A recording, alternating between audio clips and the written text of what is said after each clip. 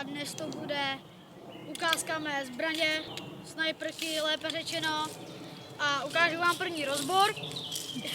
Pažba, optika sice malá, ale lepší než nic. Nožičky jsem si musel zvětšit, ale zvětšil jsem si až moc, takže to muselo jít na izolepu.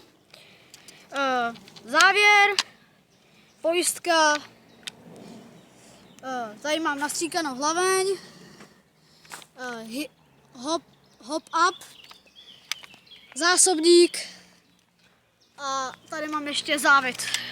Vám ho ukážu. Tady.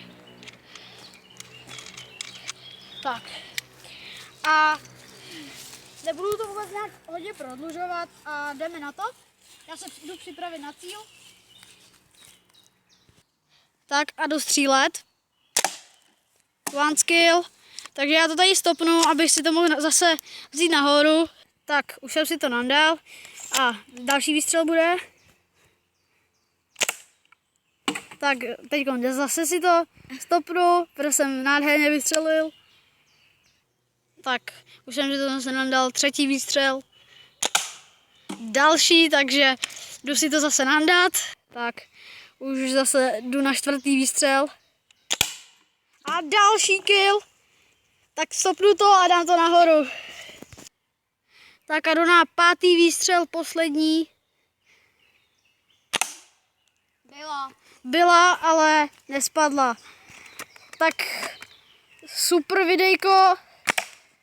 Ano, ještě pro efekt jsem vystřelil. A tady to bude asi z tady toho videjka všechno. Podíváme se na flašku, co se z ní stalo. Ano, tady to moje brokáda sniperka, promiňte.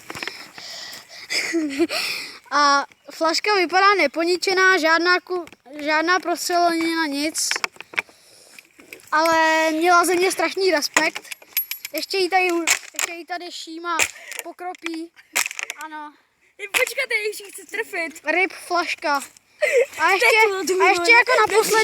ještě naposledy si vystřelí Dogface. No do čeho? Šíma to úplně rozmrdal. Tak jo, já to tady stopnu a uvidíme ten Dogfaceův záběr. Já tady uvidíme, jak vystřelí Dogface.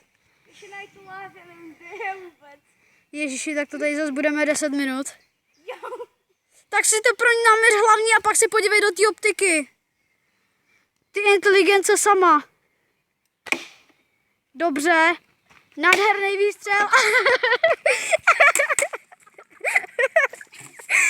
Celý Šimon. A tady to radši bude z tady toho videa všechno. A já se s váma loučím. A nezapomeňte mi nahodit nějaký like.